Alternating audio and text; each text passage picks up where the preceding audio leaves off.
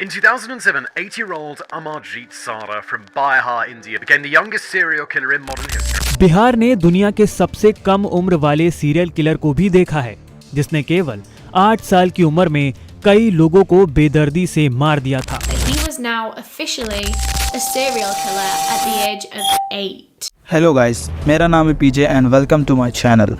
I am sure तुम लोगों ने इस केस के बारे में ऑलरेडी सुन रखा होगा। यूट्यूबर्स ने इस केस के अराउंड कई सारे वीडियोस बना रखी हैं। द रीज़न ये केस इतना फेमस क्यों है, क्योंकि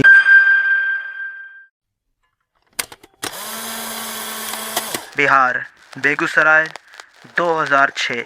बच्चे जो कि बहुत मासूम होते हैं और आपने ये कहावत भी सुनी होगी कि बच्चे भगवान का रूप होते हैं। और अगर मैं कहूँ कि जिस उम्र में बच्चे खेलते कूदते हैं, उस उम्र में इस सीरियल किलर ने 3 लोगों को मौत की नींद सुला दी।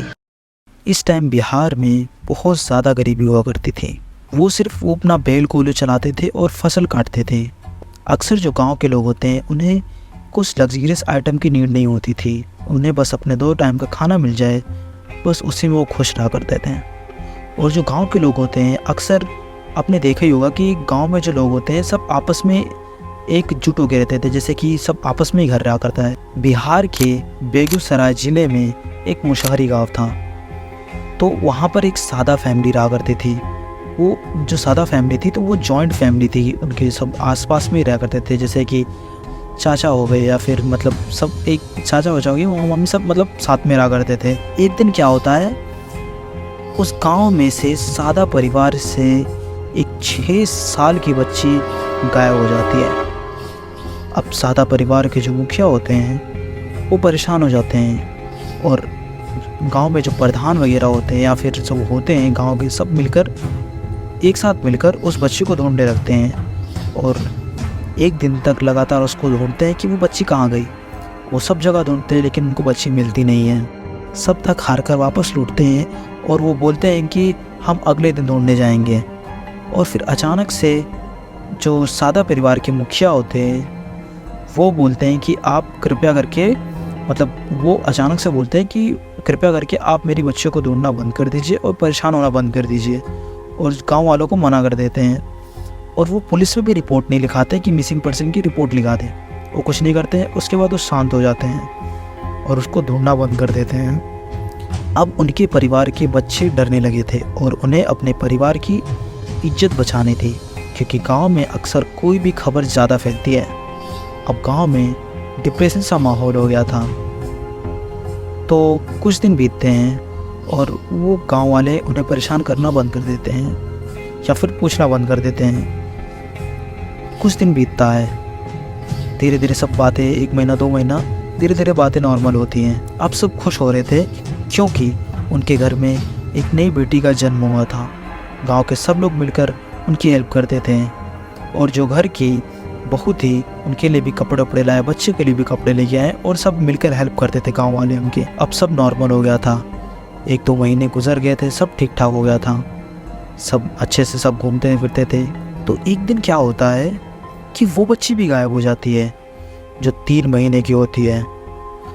अब एक ही परिवार से 2 बच्चियाँ गायब हुई थी। फिर एक बार सादा परिवार के जो मुखिया होते हैं वो परेशान हो जाते हैं और सोचते हैं कि आखिर क्या हुआ है, लेकिन वो इस बार किसी से उस बच्ची का जिक्र नहीं किए, और घर वालों को भी यह बात बोल दिए कि ये बात जो है घर से बाहर जानी नहीं चाहिए।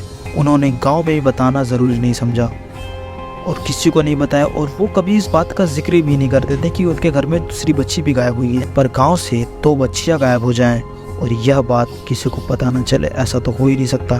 पर सब आपस में बात करते हैं कि वो बच्चियाँ कहाँ गई। पर गांव वाले उन्हें परेशान नहीं किया, क्योंकि वो सब इनकी रिस्पेक्ट करते थे। फिर 2-4 महीने बीत चुके थे, पर सादा परिवार के जो मुखिया थे और सादा परिवार कभी भी उस बच्ची का जिक्र नहीं किया, जैसे उनके घर में वो 2 बच्चियाँ थी ही नहीं। कभी वो इस तरह रिएक्ट करते थे कि ये बच्चियाँ उनके परिवार के में कभी थी ही नहीं। फिर 1 महीना बीतता है, 2 महीना बीतता है, 4 महीना बीतता है। Everything is going back to normal. लोग धीरे धीरे ये बातें भूल रहे थे कि कभी इस घर में 2 बच्चियाँ गायब भी हुई थी। सादा परिवार भी अब नॉर्मल था। नाउ सादा की फैमिली एंड विलेज के लोग अपने अपने काम में बिजी रहने लगे। अब तो उन्हें याद भी नहीं रह गया था कि ये वही गांव है जिस गांव से दो बच्चे यूं ही गायब हो जाते हैं और कभी उनका पता भी नहीं चलता है। और यही बात उन्हें भूलनी नहीं चाहिए थी, क्योंकि कुछ महीने बाद ही उस गांव से एक और बच्ची गायब हो जाती है। सादा परिवार के घर के सामने देवी जी का घर था। उनकी एक प्यारी सी बेटी थी जिसका नाम खुशी था और वो सिर्फ 3 साल की थी। एक दिन क्या होता है, देवी जी अपने बच्चे को सोता छोड़कर किसी काम से बाहर चली जाती हैं और जब वो वापस आती हैं तो उनकी बच्ची वहाँ पर नहीं मिलती है। खुशी की माँ सोचने लगी कहीं सादा परिवार की तरह मेरी बच्ची भी कहीं गायब ना हो जाए। तो वो परेशान तो हो ही रही थी, पर सादा परिवार की तरह वो गलती नहीं करना चाहती थी। उन्होंने सबसे पहले गांव वालों की मदद मांगी। गांव वाले सभी मिलकर बच्ची को ढूंढने लगे, पर वो कहीं मिल नहीं रही थी। आखिर में सब थक हार कर खुशी की माँ ने पुलिस में मिसिंग पर्सन की रिपोर्ट लिखवा दी। अब गांव से 3 साल की बच्ची गायब हुई थी, तो पुलिस वाले भी जल्दी से एक्टिव हो गए और वो मुशाहरी गांव में पहुंचते हैं। और वहां पहुंचने के बाद उन्हें पता चलता है कि इस गांव से पहले भी 2 बच्चियां गायब हो चुकी हैं। तो वो सबसे पहले सादा परिवार को बुलाते हैं और उन पर गुस्सा करते हैं और उनसे कहते हैं कि अगर तुम्हारे घर से 2 बच्चियां गायब हो गई थी तो तुमने मिसिंग रिपोर्ट क्यों नहीं लिखाई। इस पर सादा परिवार के जो मुखिया थे उनका कहना था कि हम नहीं चाहते थे कि हमारा नाम समाज में ख़राब हो। फिर पुलिस वालों ने पूछा कि तुम्हें खुशी के गायब होने के बारे में कुछ पता है क्या। सब लोग ने पहले तो कुछ नहीं बोला। फिर अंदर से एक औरत की आवाज़ आती है और वो अपने 7 साल के बच्चे को आगे करती है और बोलती है कि सर, इस लड़के को जानकारी हो सकती है कि खुशी कहाँ पर है। और ये बोलकर 7 साल के लड़के को आगे करती है जिसका नाम था अमरजीत सादा। पुलिस सोची कि इससे क्या पता होगा, पर फिर भी उन्होंने इस लड़के से पूछा, बेटा तुम्हें कुछ पता है कि खुशी के बारे में, या और कुछ जानते हो तुम उसके बारे में। अमरजीत सिर्फ उन्हें एकटक देख रहा था और वो बस उन्हें देखकर मुस्कुरा रहा था। पुलिस उससे कुछ भी पूछती तो अमरजीत मुस्कुराने लगता। पुलिस अमरजीत से जितने बार कुछ भी पूछती, अमरजीत बस हंसता। फिर पुलिसमैन परेशान होकर जाने लगे कि इस बच्चे को लगता है कुछ नहीं पता, इससे अच्छा होगा कि भाई हम जाके स्कूल वगैरह या फिर गांव में ढूंढ लें। लेकिन फिर अचानक से अमरजीत उन्हें बुलाता है। फिर बोलता है कि अगर आप मुझे एक बिस्कुट का पैकेट दोगे तो मैं आपको सब बताऊंगा कि बच्ची कहाँ पर है और उसके बारे में सारी जानकारी दूंगा। पुलिस जल्दी से उसके लिए एक बिस्कुट का पैकेट लेके आती है और अमरजीत बिस्कुट खाते खाते उन्हें एक झाड़ी में लेकर जाता है और पुलिस अमरजीत को चुपचाप फॉलो करती है। अमरजीत झाड़ी में पहुंचकर उन्हें एक ज़मीन पर झाड़ियों में जंगली घासों के बीच इशारा करता है। वहां देखने से साफ पता चलता है कि यहाँ पर कुछ पेड़ की टहनियाँ और जंगली घास रखी हुई थी, जिसे देखकर साफ पता चल रहा था कि वहाँ पर कुछ छिपाने के लिए वो घास रखी हुई थी। उन्होंने जल्दी से वो घास हटवाई और वहाँ खुशी की डेड बॉडी थी जो खून से बिल्कुल लथपथ थी। पुलिस वाले और गांव के सब लोग देखकर हैरान थे कि इस 8 साल के बच्चे को कैसे पता कि खुशी यहाँ है। पुलिस वाले और गांव वाले ये सब देख के हैरान थे कि आखिरकार इस बच्चे को कैसे पता कि खुशी यहाँ पर है, जो कि एक दिन में मर चुकी थी। और अमरजीत उसे देखकर हंस क्यों रहा था, किसी को कुछ समझ नहीं आ रहा था। तो पुलिसमैन अमरजीत को पुलिस स्टेशन ले जाना ज़रूरी समझा। पुलिस अमरजीत को बहुत डराने धमकाने की कोशिश के बाद भी वह कुछ नहीं बता रहा था। उन्हें कुछ समझ नहीं आ रहा था कि इसके जगह पर अगर कोई नॉर्मल बच्चा होता तो उन्हें देखकर ही डर जाता, पर इन्हें देखकर बस वो हंस रहा था। तो पुलिस लास्ट में थक हार कर अमरजीत से प्यार से बात किए और बोले कि प्लीज़ हमें खुशी के बारे में सब सच सच बता दो। तो अमरजीत फिर से वही बात दोहराता है और बोलता है कि अगर आप मुझे एक बिस्कुट का पैकेट दोगे तो मैं आपको खुशी के बारे में सब सच सच बता दूंगा। पुलिसमैन जल्दी से फिर से एक बार बिस्कुट का पैकेट लेके आते हैं और अमरजीत को दे देते हैं। अब अमरजीत आराम से बिस्कुट खाते हुए बिना किसी डर के हंसते हुए उसने कहा कि मैंने ही खुशी को मारा है। उस दिन खुशी को अकेला सोता देखकर उसे वहाँ से झाड़ियों में उठा लाया और पहले तो उसका गला दबाया और फिर जब उसकी सांसें बंद हो गई तो पास में रखी पत्थर से उसके सर पर मारना स्टार्ट कर दिया। जब दर्द की वजह से चिल्लाने लगी तो अमरजीत ने उसे और ज़ोर से मारना स्टार्ट कर दिया।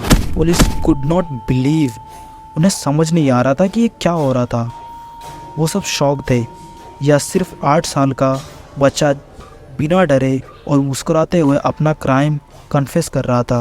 पुलिसमैन को याद आया कि 2 बच्चियां भी गायब हुई थी जो सादा परिवार की थी और इसकी बहन थी। कहीं इसमें भी इसका ही हाथ तो नहीं था। तो उन्होंने अमरजीत से पूछा, तुम्हारे घर में जो 2 बच्चियां गायब हुई थी क्या उनको भी तुमने मारा था? तो अमरजीत बोलता है कि हाँ, मैंने भी उन्हें ही मारा था। अमरजीत ने उन्हें सेम तरीके से मारा था जैसे खुशी को मारा था। पुलिस को समझ नहीं आ रहा था और उन्हें बिलीव भी नहीं हो रहा था क्योंकि अमरजीत ना तो घबराया हुआ था और ना ही सैड था, बस वो हंस रहा था। उन्होंने तुरंत सादा फैमिली को स्टेशन बुलाया। सादा परिवार के जो मुखिया थे उन्होंने बताया कि हाँ, ये सच बोल रहा है। उन्होंने अपना क्राइम और अपने बेटे का क्राइम एक्सेप्ट किया एंड बताया सबसे पहले अमरजीत ने 7 साल की उम्र में अपनी 6 साल की कज़न को सेम तरीके से मारा था और मैं नहीं चाहता था कि अमरजीत ने 7 साल की उम्र में जो किया था उसकी वजह से उसका भविष्य बर्बाद हो जाए। इस वजह से मैंने घर वालों को बोला कि बात बाहर नहीं जानी चाहिए। फिर जब अमरजीत ने अपनी छोटी बहन को मारा, अपनी सगी बहन को मारा, तो वो सब डर गए थे। पर फिर भी उनके घर के जो मुखिया थे उन्होंने अपने घर वालों को शांत करा लिया और उन्होंने इस बार गांव तक में भी खबर नहीं पहुंचने दिया और कभी इस बात का जिक्र नहीं किया।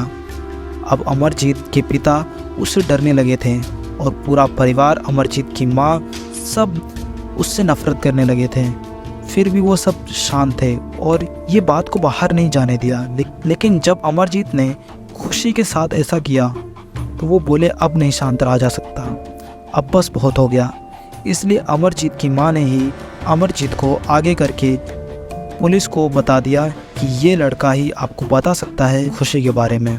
अमरजीत के इस क्राइम को छुपाने के लिए सादा परिवार पर कार्रवाई हुई। अमरजीत सिर्फ 7 साल का था तो उसे नॉर्मल जेल में तो नहीं लेके जाया जा सकता था, स्पेशल अरेस्ट में रखा गया था जहाँ पर उस पर काफ़ी सारे साइकेट्रिस्ट और ह्यूमन बिहेवियर रिसर्च से मिलाया गया। उन्हें ये समझ नहीं आ रहा था कि अमरजीत का परिवार इतना गरीब था, ना तो उस टाइम पर सोशल मीडिया थी और ना ही कोई टेलीविज़न था, तो उसके दिमाग में ये क्राइम मेंटालिटी आई कहाँ से? उसे उन बच्चियों को मार के इतना मज़ा क्यों आ रहा था? पर 18 साल तक स्पेशल अरेस्ट में रहने के बाद और उनके अच्छे बिहेवियर के बाद उन्हें नए नाम और नए पते के साथ रिहा कर दिया जाता है। अब अमरजीत हमारे बीच नए नाम के साथ आज़ाद घूम रहे हैं। तो आज अमरजीत सादा का यह केस यहीं पर समाप्त होता है। Guys, I am new to this, so मुझे थोड़ा टाइम लगेगा अपने कंटेंट को इम्प्रूव करने में, तो आप मुझे सपोर्ट करने के लिए सब्सक्राइब कर सकते हैं एंड आप मुझे सजेस्ट भी कर सकते हैं न्यू वीडियोस के लिए और आप कमेंट करके बताएं आपको वीडियो कैसी लगी। Thanks for watching.